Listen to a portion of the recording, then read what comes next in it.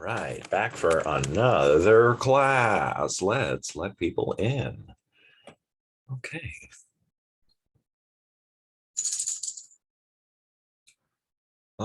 Right.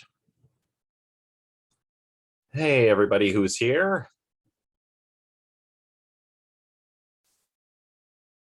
Let's just get my screen shared. And we'll begin shortly.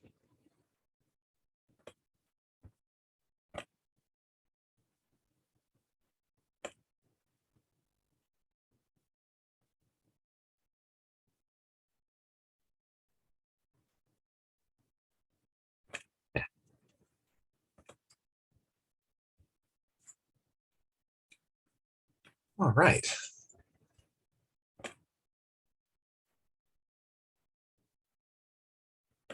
Okay, so I think we just have one more. Oh no, it's 7:35 now, but there are still people arriving. So maybe I will just wait a couple of more minutes before we begin. The plan today, by the way, is just to finish off chapter 6. We won't be getting into chapter 7 today. We'll start that next time. And I'm going to try to quickly finish chapter 6 because it's just so darn dense. I know that I like perceptual theories of emotion, but I kind of just want this chapter to be over. So that's what we're going to do. And I'll just kind of hit the main points.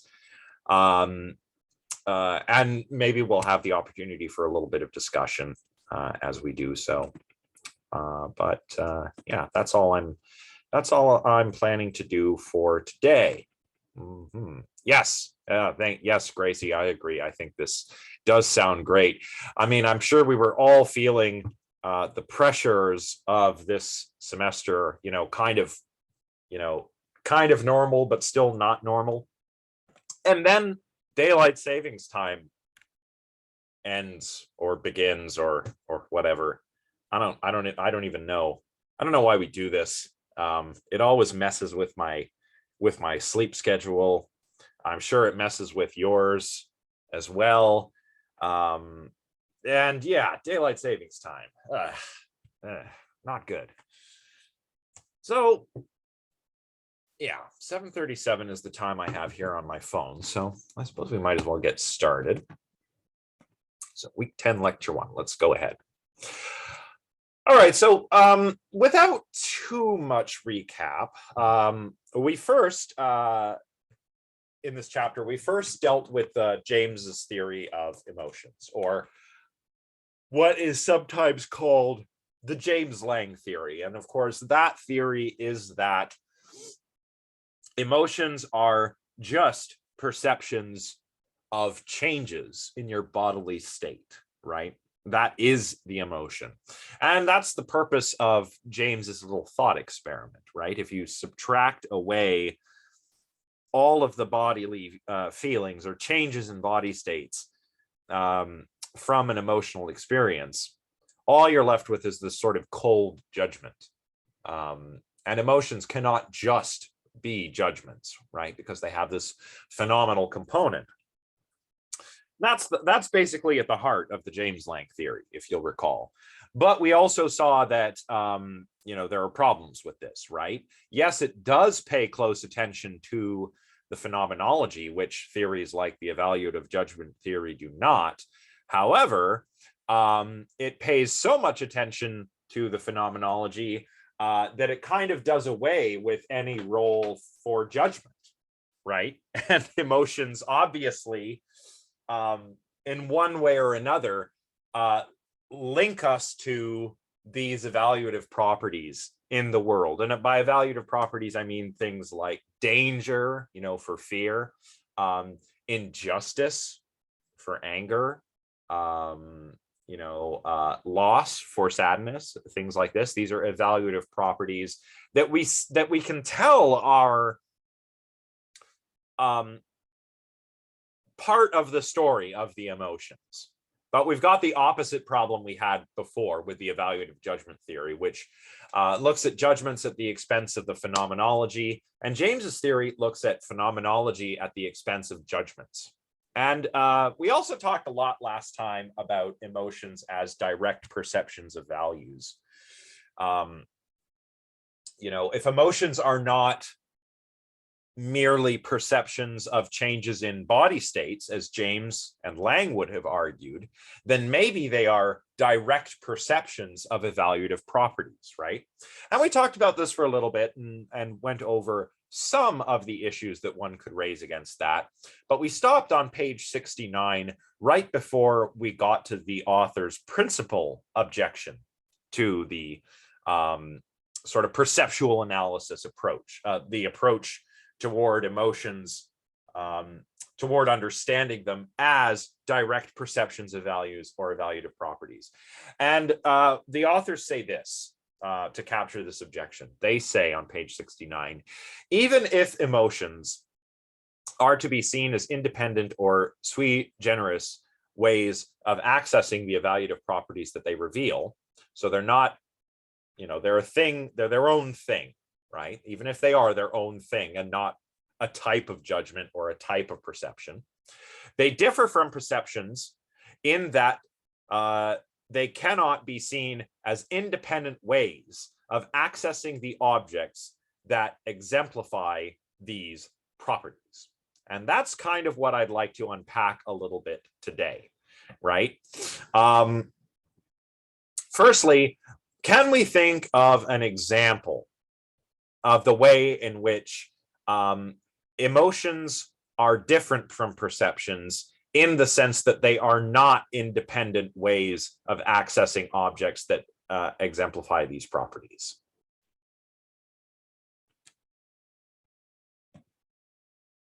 There is an example, I think, on page 69 in the textbook, which I don't think I can open myself right now, owing to my very, very slow computer.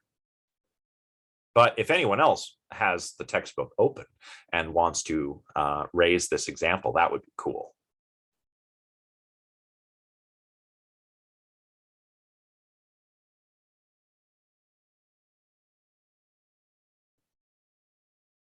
Okay. So let's say somebody tells me an offensive joke or makes an insulting remark, right? The property, the evaluative property there, that the joke is offensive or the remark is insulting, isn't given to me the same way that other perceptual properties are just from the remark itself.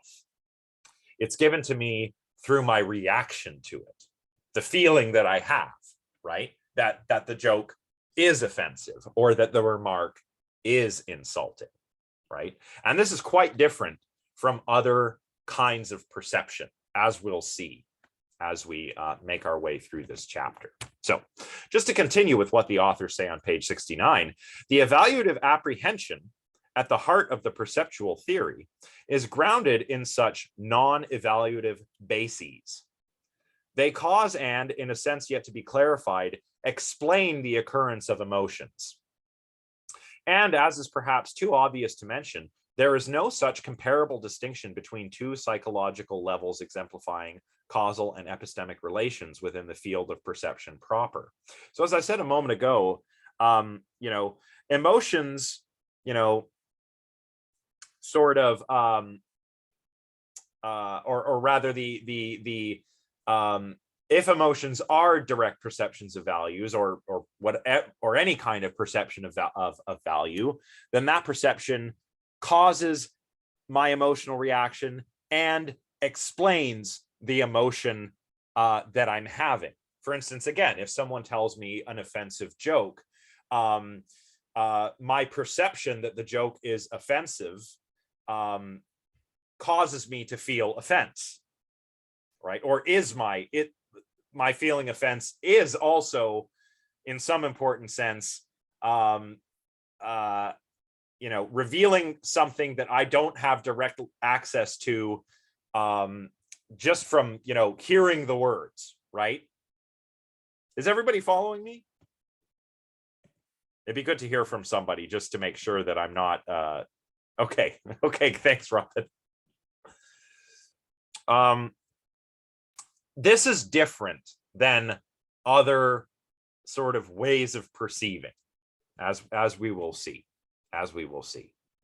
Okay, good. All right, I won't go on. I feel like the longer I talk about this, the more confusing I will actually make it for myself. So let's move on to the next slide.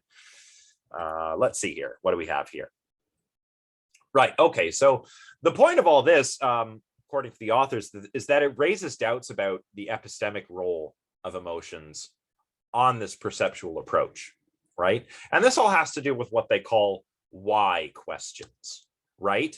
These why questions that we can ask of emotional experiences, but that we don't really ask of other perceptual experiences, kind of highlights the difference here. And the difference turns on this epistemic role, right? When you're normally perceiving something, say you perceive, a tree or a vase or something, we don't ask of ourselves or of other people, why do we see that tree, right? Or if we did ask that, we'd get a very, kind of weird, straightforward answer, like, well, I'm looking at the tree, right? So that's why I see the tree. We don't talk about perceptions like this. We don't ask these questions of perceptions, but we do ask them of emotions, right? You can ask somebody, why do you feel afraid of the dog? Or why do you look so happy today, right? We can ask that of emotions. And what this suggests, to quote the authors, is that contrary to the epistemological picture fostered by the perceptual model, emotions should not primarily be thought of as states that provide us with reasons for anything, but rather as states for which reasons are needed. And this is following from some work of Brady that's quoted in Deonna and Teroni, again, from page 69. And this brings us back to a question that they raised at the beginning of this chapter. How do we apply this perceptual model, right? As I said in the last lecture, and this is something that Prince points out in his book, where we have, when we talk about perceptions and modes of perception, we can tie those modes of perception to an organ, right? Sight is tied to the eyes and the visual cortex. Touch to the peripheral nervous system, olfaction to the nose and all the nerve endings in there, so on and so forth. We don't really do this with emotions. There's not really an organ, a singular organ that allows us to experience emotions. It's the whole body, right? And so that kind of led the authors to raise questions about how literally we should apply this sort of emotion as perception model. Is it literally true that emotions are perceptions, or are they just sort of analogous to perceptions, right? And if we do it this way, if we do it the other way, we could think of that as a sort of relaxed version. But I would like to put this question to you, since we've spent so much time talking about emotions as judgments, and we're now just getting to beginning to think of emotions as perceptual, at least in the class, right? We're now just reflecting on this possibility. And I wonder what everyone else's intuitions are here, because I myself am quite partial to the perceptual model, if only for the fact that cognitive theories of emotion, like the evaluative judgment theory, they do seem to sort of pass over the phenomenological aspects of emotional experiences. And that's not good, because, as I've said many times, and as the authors say here, everyday speech, ordinary language tells us that feeling or felt quality is central to what emotions are, right? We call them feelings in everyday speech. So perceptual theories highlight this very well, but they do have limits. And incidentally, where the authors are going, I believe, is that there is some kind of synthesis that we need to make between the emotions as judgments, as value judgments, and emotions as felt experiences, changes in body states. We need a way to put those two together, and that's what we're trying to do here. So my intuition is that perceptual models, I'm partial to them because they give us something that cognitive models kind of neglect, but they still face their own problems. And I think what we're eventually going to arrive at is some kind of synthesis between the two, a la Prince's embodied judgment theory, right? But I'm wondering what your intuitions are. Are emotions more like judgments, or are they more like perceptions? If they're more like perceptions, is this just a weak analogy, or are they literally a type of perception in the same way that my perception of a blue vase is a perception? I put this question to all of you.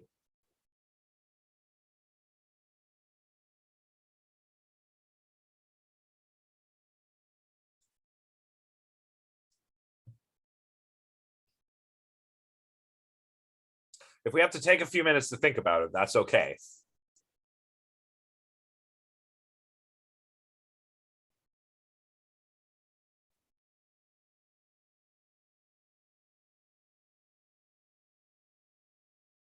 All right. So a couple things in the chat. Let's go one by one. Robin says, I think I'm in between the two. I feel like I started out thinking perceptual model was great. And then I read the author's points about why it's not the best model. And I'm like, oh, true. LOL. Yes.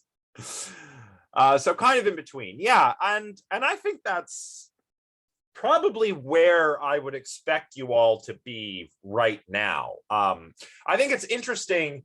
I mean, yes, the textbook authors start with judgment, cognitive kinds of theories, but I started with the James Lang theory before we even got to the textbook. So, you know, I guess you could go either way, whether you were first on the side of like a cognitive kind of theory or a perceptual theory, but somewhere in the middle, as I keep saying, is probably where we're going to end up. So I think that, you know, if that's the way you're thinking about this now, that's probably a good place to be. Now Gracie says, I think they're more like judgments. I like perceptual theories, but don't like how they abide by the idea that emotions can't be without them. Like without judgments?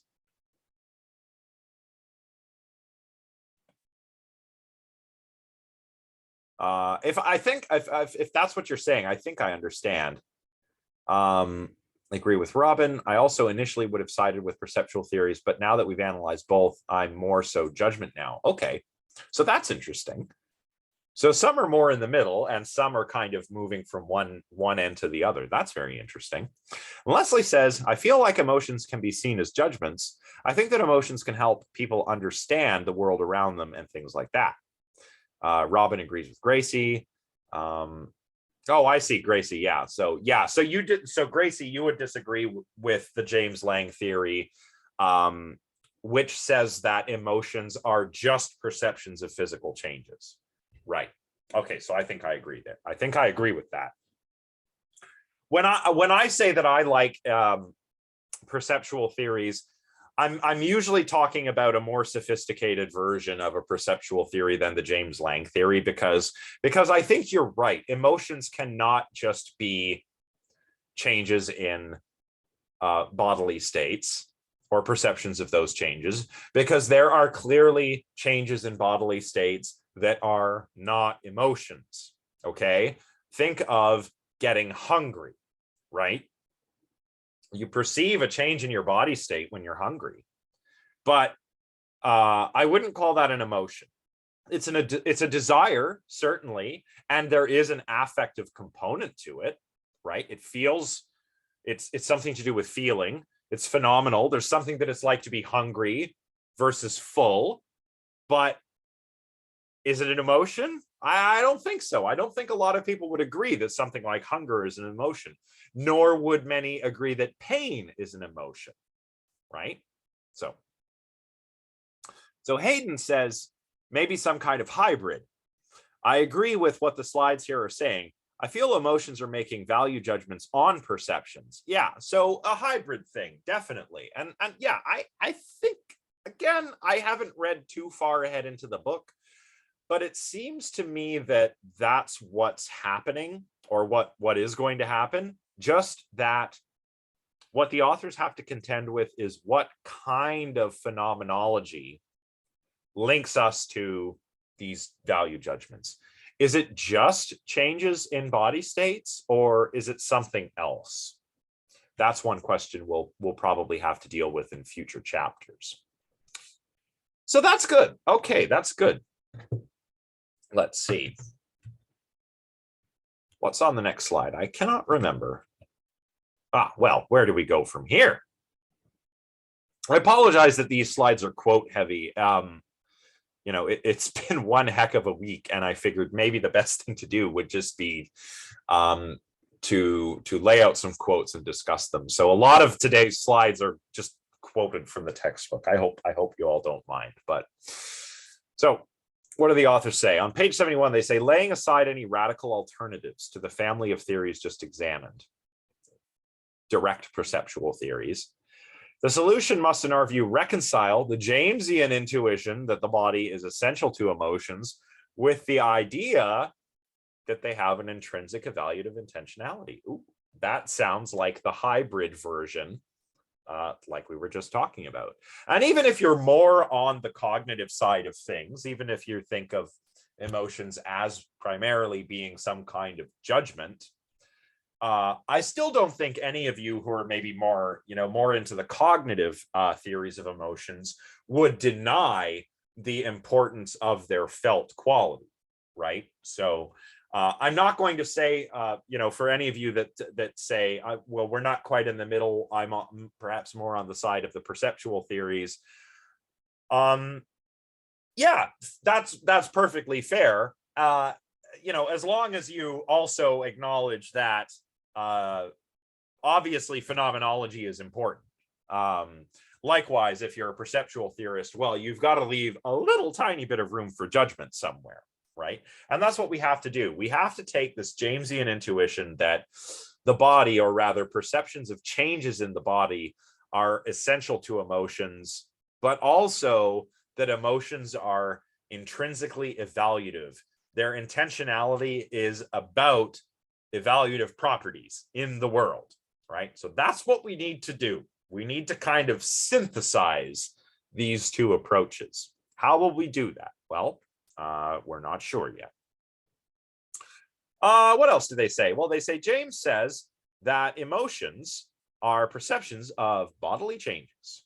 One might, at this point, inquire into the occasions or situations in which different types of such changes, and thereby the attendant perception, occur. One might surmise that different types of bodily changes correspond to different types of situations encountered by the subject. The idea would then be that there is a systematic covariation between the perception of certain types of situations and the triggering of bodily changes. For instance, the perception of snakes or spiders systematically triggers the bodily changes associated with fear. Equally, perhaps not in an innate but in an acquired manner, the perception of one's moral wrongdoing systematically, and now I can't see the bottom, systematically trigger the bodily changes associated with shame, for example. So the idea here is that these changes in body states, one of the problems we saw last time, can't be direct perceptions of value, because just these changes in body states, there's something missing when it comes to this intrinsic evaluative intentionality. If we're appealing to these perceptions and changes of body states to get us that, they don't get us that evaluative intentionality that we want. But maybe if there's some kind of systematic covariation, we can think of emotions as changes in body states as indirect perceptions of value or indirect evaluative judgments. And I quite like this idea. The authors say further I'm missing some quotation marks here. Whoops. They say that causal covariation may lie at the heart of understanding intentionality in general. And think about this, right? This might seem a bit strange at first, but it also kind of works. You know, if you think, for example, of fire, fire causes there to be smoke. You know, we say we have an everyday expression that we sometimes say, where there is smoke, there is fire, right? And that doesn't mean literal fire, of course. That means that if you see signs of something, then that something is there, right? This is an idiom, right? It's not meant to be taken literally. But if we did take it literally, and I was, you know, I know about fires. I like to make campfires and stuff, and so I know that fire causes smoke. Where there is smoke, that's an indicator that there is fire. So because there's a causal covariation between the presence of fire and the presence of smoke, we could, if we wanted to, even say that smoke represents the presence of a fire, right? So following that, the authors say, if something covaries with something else because it was designed or meant to do so, either through the intentions of someone, say by designing a thermometer where the mercury rises along with temperature, or a campfire that produces smoke, or better yet, a signal fire that produces smoke, or through evolutionary pressures, for example, pain and tissue damage, it makes sense to say that the former is not only an indication of the latter, but represents it because it has the relevant function. Pain isn't just an indication of tissue damage. It represents tissue damage to the mind experiencing the pain, in the same way that the presence of smoke can be said to represent a fire, or in the same way that mercury rising represents rising temperature. So let's pause and discuss a little bit further here, because I wonder how intuitive this seems to people, right? Usually when we talk about representations in a philosophy class, we're of course talking about mental representations. And we've been talking about emotions this way too, right? If emotions are judgments, the result of those judgments represents something, right? About the evaluative properties of the things we're making the judgments about, right? Or if you're a perceptual theorist, changes in body state or perceptions of those changes, they also represent something, right? Mental representations. But what do we feel about this contention from, you know, people like Millikan, who are saying that, well, you know, if there's the right kind of functional and causal relationship, we can say that smoke represents the presence of a fire, or that physical pain represents, you know, some kind of physical damage. What does everybody think?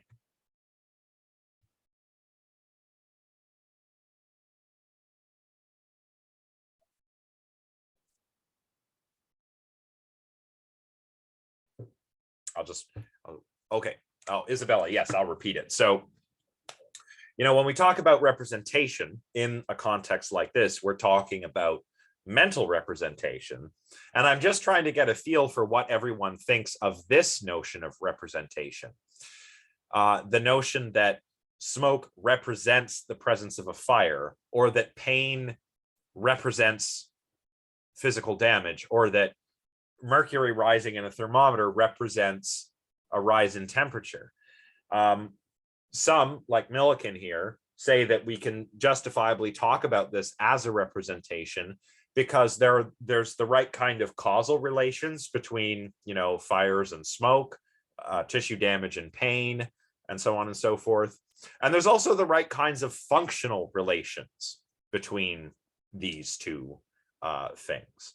So is this acceptable? I'm just wondering, you know, if you buy what mental representations are, then can we do the same thing with these examples by virtue of their causal and functional roles and relations?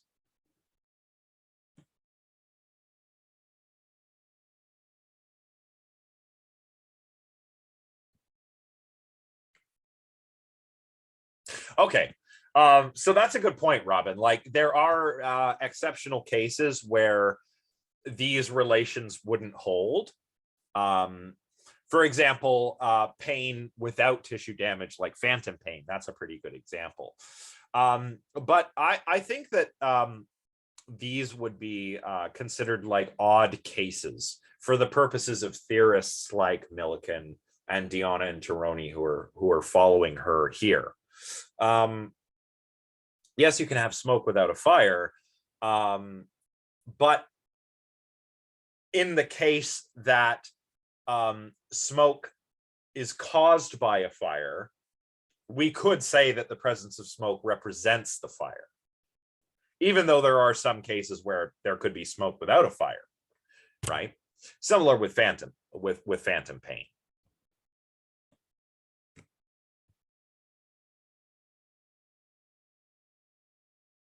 I mean, I guess what I see as the advantage here is that emotions have obviously evolved, right? And they play a functional role in one sense. In our mental lives, emotions have a functional role to play in the mental life, in our mental lives, but also they're functional evolutionarily speaking, right? They're adaptive, I guess is what I mean to say. That's a better term. They are adaptive. So these causal relations and functional relations evolved, to increase fitness, and that's what makes this appealing to me, right? That's what really sells this for me. So Isabella says, useful when the individual has the opportunity to observe the emotional behavior over several situations. Isabella, can you expand on that a little bit? I'm not quite sure I follow. I'm not sure I follow you there. I kind of mean like, if you have like a world, like something that's generally known to have a certain effect, like a cause that has a certain effect, I guess you can use it. Like, I feel like the profession of psychology is like clinical psychology. When people get diagnosed with things, like that whole psychology in general is about taking causes and based off of people's emotional behavior, their physical behavior, whatever, they come up with a diagnosis. And although there can be inconsistencies with a diagnosis, like depression versus like depressive disorder, or anxiety versus a disorder of anxiety, there's always going to be inconsistencies, but I feel like there usually is like the same root cause, if that makes sense. I don't know. Yeah, like almost like the people's experiences, their emotional experiences, whether we're talking about a clinical setting or not, there are causal relations there, right? Yeah. And again, to connect it to what I was saying a moment before, that's probably, at least I think, because emotions have evolved to serve an adaptive function, right? And that's why we can say, the presence of this represents that, right? In an indirect kind of way, right? Where the smoke can represent the presence of fire, it doesn't directly do so. There can be smoke without fire, and there can be fire without smoke, right? But just in a sort of general indirect way, where there's smoke, there's a fire, right? So this is kind of what Prince is arguing for. To quote the authors, who call it a sort of neo-Jamesian theory, within this theory, the relation between emotions and evaluative properties, so evaluative properties is the fire and emotions are the smoke, as it were, the relation between emotions and evaluative properties is conceived of as a particular instance of the relation between elements connected by causal covariation. So that's a much more succinct way of putting it, right? Oh my goodness, are we already at the conclusion? Oh my God. I guess I tried to really trim the fat off this chapter. That's okay. Maybe we can wrap it up with some good discussion. But yeah, just another tangent on the nature of this chapter. You know, I still am interested in perceptual theories. I feel like the discussion in this chapter, though, dialectically speaking, is just so dense. It might be simpler, perhaps the next time I teach this class, just to read Jesse Prince's book or something, right? But does everybody sort of follow this idea that if emotions, if they are perceptions, cannot be direct perceptions of value, but they might be indirect perceptions of value by virtue of these kinds of causal covariations? Okay, that is the key takeaway. So yes, okay, Gracie, Isabella, you all get it. Good. Robin, I had to read this many times as well, Robin. And in fact, I reread it. I think it's daylight savings messing with my sleep schedule. I reread this half of the chapter right before this class, and I'm already forgetting important details. So this just goes to show you the importance of sleep for cognition. Okay. So we're not going to go much longer today. I think I'll just try and wrap up. But that is the key takeaway. You know, we've seen time and again the problems of treating emotions as strictly judgments. Treating them as direct perceptions is equally problematic. And indirect perceptions is perhaps promising, but also there are some problems. Maybe these problems will come together when we look at the conclusion, because of course the authors have this way of only making things clear when at the beginning and end of their chapters. So, you know, what do they say at the end? Here's what they say. On page 74, they say, after having criticized James's theory on account of it failing to meet what we called the intentionality constraint, you know, does it tell us what emotions are about, or can it explain how emotions have intentional content, right? After having criticized James' theory on account of failing to meet the intentionality constraint, we were led to present and assess perceptual models of the emotions, according to which emotions are either direct or indirect perceptions of evaluative properties. So last time we looked mostly at direct perceptions, a little bit of that today, but also indirect perceptions. The authors say, we argued that the model of direct perception has, when interpreted literally, little to recommend itself, and that its more relaxed form looks more like a promise of a theory than a theory. This is material from the chapter that I haven't really discussed too much. But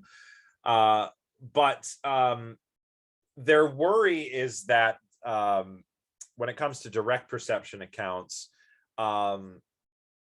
they don't tell us what we want to know about that, about things like the intentionality constraint. You know, they hide the problem rather than explain it, I think is something the author stated at some point. Such an approach in the form of the neo-Jamesian theory, this is the indirect approach, however, does not successfully combine the phenomenological, intentional, and epistemological constraints weighing on a satisfactory account of the emotions. And I haven't talked too much about these constraints. There is some discussion on page 72 and 73, but I haven't talked too much about them today because the authors, of course, are going to come back to a lot of this in chapter 8. So next time we're looking at chapter 7, which is all about attitudinal theories. But we're going to come back to a lot of this in chapter 8, and I'll revisit some of the things that we have not covered today at that time. I also have a sneaking suspicion that a lot of you are busy working on your essay topic proposals, so I'm going to try and keep the lectures a little bit lighter and less dense as we move forward. just you know, just for everybody's best interest. So to continue, indirect perceptual theories cannot do justice to the idea that the dangerousness of the lion is given to us in the experience of its predatory posture. We experience it as dangerous, or that the majesty of this cathedral is given to us in the experience of its facade, right? If we're saying that, oh, these values are indirectly experienced, well, how? Right? How do we get from the lion's predatory posture to our perception of danger, right? We still have an explanatory gap here that we had with other theories of emotions that we've looked at too, right? So the same problems keep cropping up again and again throughout the book. Now, does this mean that we should draw the conclusion that phenomenology can't account for evaluative intentionality? Well, no, the authors don't think so. But this is all they have to say about phenomenology right now. They're going to come back to this later in the book. We'll look at this stuff again in chapter 8. Next time, though, we're going to begin chapter 7, which is the attitudinal theory of emotions. All right. Now, oh my goodness. Excuse me. So that's all I really wanted to say. I mean, I know I've kept it very, very slapdash, perhaps. Broad strokes are what I was going for today, because I just kind of wanted this chapter to end. And we'll come back next time with fresh eyes and talk about the attitudinal theory. If any of you want to read more about perceptual theories, I actually recommend going right to Prince, because his writing is a little bit less convoluted. I mean, this book is good. The book is good. But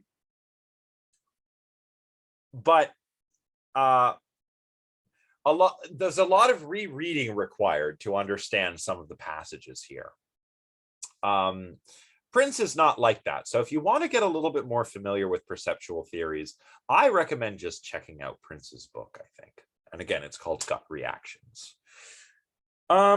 So that's all I have for today, actually. I wanted to keep it light, and again, just give you the broad strokes, the big details. But since we have some time left, I can stick around for some questions or discussion if there are any people who would like to do that. So I'll open the floor to all of you.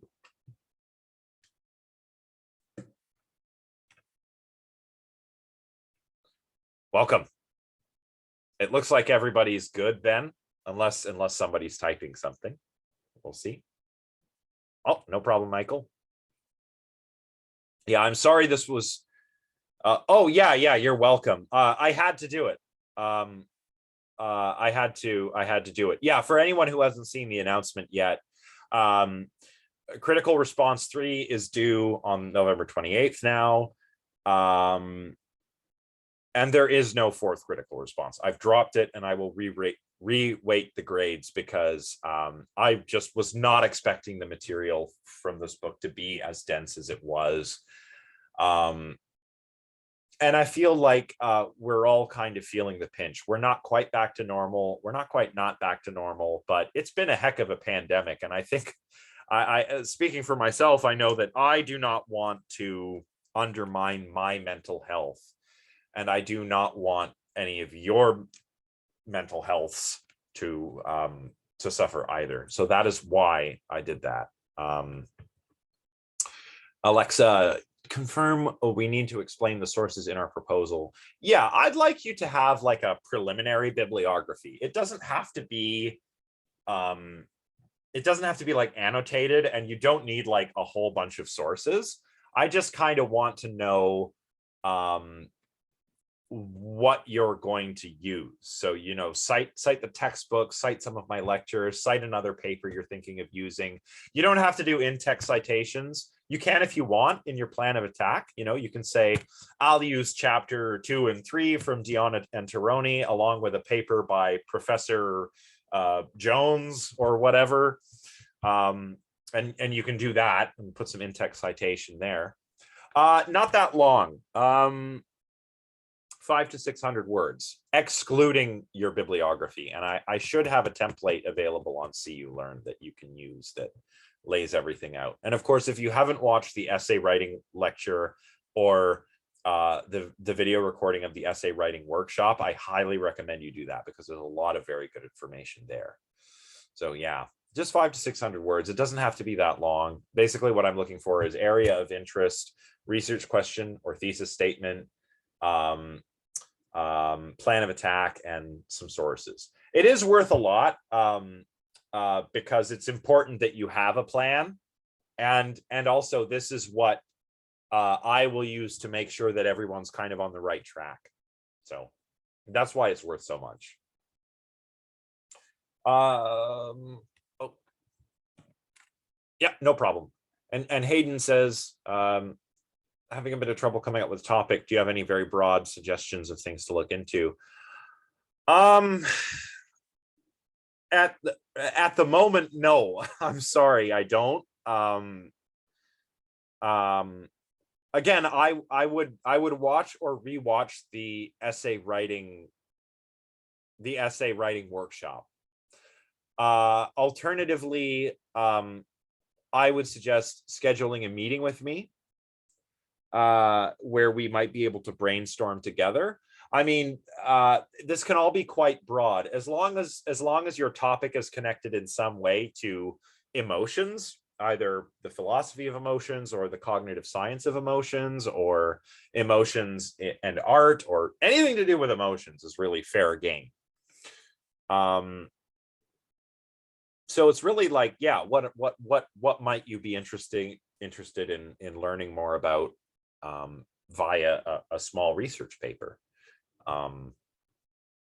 Yeah, that's all I could say, I think, for now. I don't really have any specific ideas. Okay, good. I'm glad that helps. But again, for you, Hayden, or for anyone else, if you want to meet with me to try and brainstorm a bit, just send me an email or message me on Discord, and we'll try and get a meeting going and come up with some ideas. So.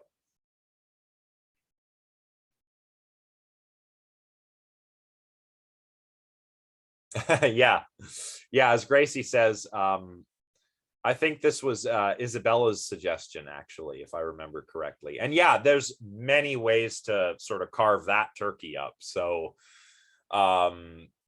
if you want something really cool, maybe talk about emotions and thinking machines in some respect. That's probably where I'd be able to help the most, because that's my area. That's what I do. So yeah, maybe that. But anyone who needs a meeting, just let me know. We'll get a meeting going and we'll do some brainstorming. Oh, wow. Yeah, this would definitely be up your alley then. Yeah, totally. So maybe we should just, Hayden, I would send an email and maybe I can kind of set the stage of some possible topics to do with this, with AI, empathy, and social robotics. That's something I've written about. Affective computing is something you might be familiar with as a computer science major. So that's another thing that you could talk about. Yeah. Can a machine have phenomenology? Right? If phenomenology is central to emotions, can machines have emotions if they feel nothing? Can emotions, emotions make people moral? Can machines be moral if they don't have emotions? Lots of ways to do it. Honors project might be on sentiment analysis, so I guess I'm just studying emotions this year. Well, this class hopefully is coming in helpful in that regard then. Yeah, but as I said, send me an email. We can set up a meeting. That goes for you, Hayden, and for everybody else. All right. Any other questions before we wrap up? I know we're finishing very early today, but I think we just need to finish this chapter and move on.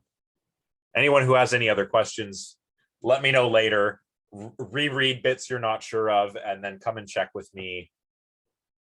I have a lot to say about perceptual theories, just not not as fundamental as what's being discussed here, right? So, but if that's all, I think we'll wrap it up for today.